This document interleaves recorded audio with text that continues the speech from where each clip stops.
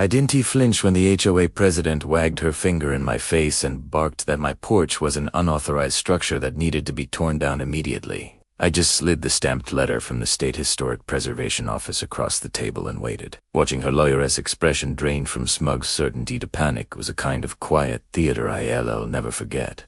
For weeks, they had threatened me with fines and demolition orders, and in that single moment, the weight of their authority evaporated. The porch they hated so much wasn't just legal, it was protected under historic preservation law. They had tried to bully me into submission, but I'd been holding a card they didn't even know existed. I never moved into this neighborhood looking for a fight, to be honest.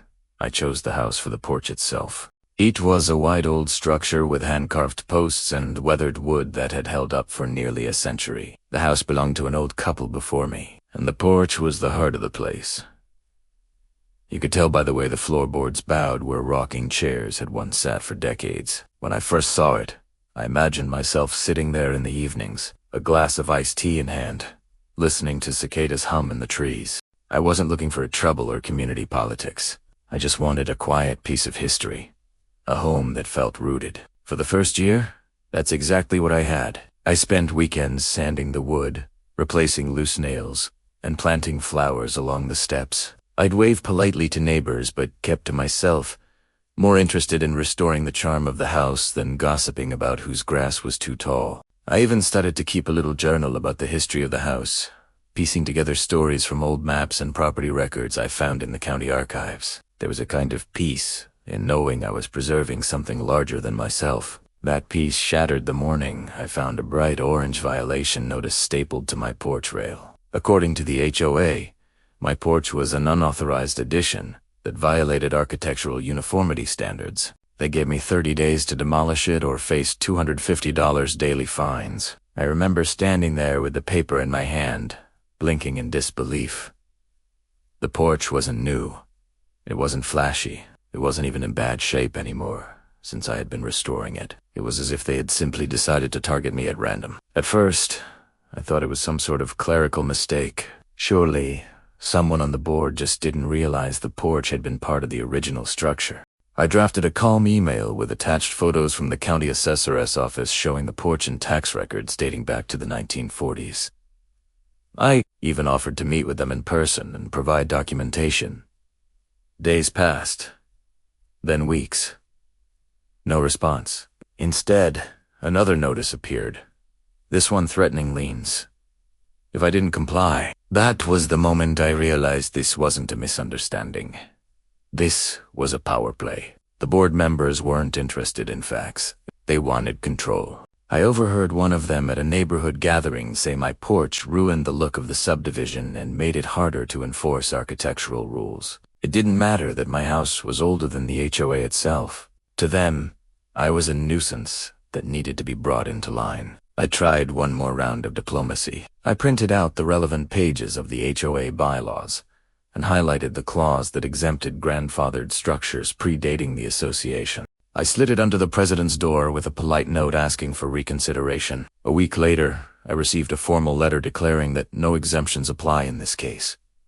It was clear they had no intention of backing down. That's when my focus shifted. I stopped trying to persuade them and started thinking about how to dismantle their argument entirely. The first night I sat down with a stack of property deeds.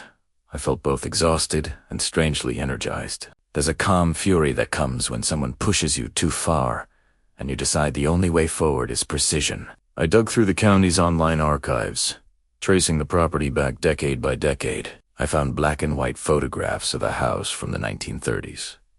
Porch front and center. I requested microfilm copies of building permits from the town hall and found that the porch had been cited in a Works Progress Administration survey during the Depression. That discovery alone made my pulse quicken. WPA structures fell under certain historic review protections. Then, a deeper breakthrough.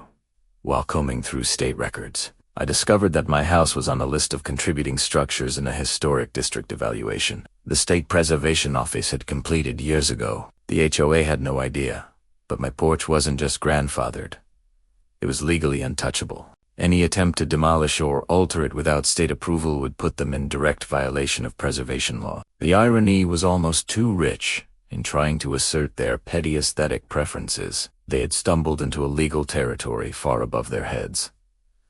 I documented everything. Photos, copies of letters, even recordings of the board members making offhand comments about my porch at meetings. My partner worried that the stress was eating me alive. And I'll admit there were nights when I stared at the ceiling wondering why I hadn't just bought a newer house outside an HOA's reach. But each discovery reminded me that this wasn't just about a porch anymore. It was about not letting a handful of arrogant volunteers bully me into erasing history. When the day of the board meeting came, I walked in calm, carrying a single folder. They launched into their script finds. Liens, demolition. Primera. Waited. Then I placed the letter from the State Historic Preservation Office on the table, complete with citations, photos, and the WPA survey reference. I didn't raise my voice.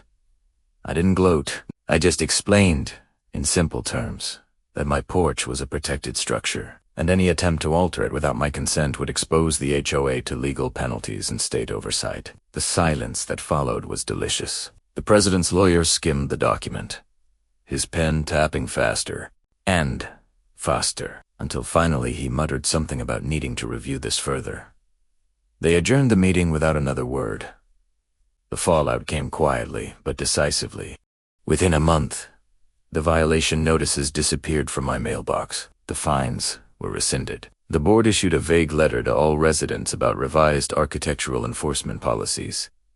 Behind the scenes, I heard 2 members resigned after realizing how badly the situation had been mishandled. Neighbors who had once avoided eye contact now offered sheepish nods when they saw me tending to my flowers. No one ever mentioned the porch again. As for me, I went back to my evenings on that porch, watching the light fade over the street. It wasn't about victory laps or public humiliation. It was about restoring balance, about knowing I had defended something worth preserving.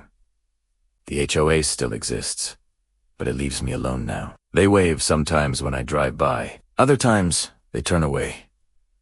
Either way, it's quiet again. And the porch, it stands, just as it has for nearly 100 years. A reminder that some things endure long after petty power struggles fade into dust.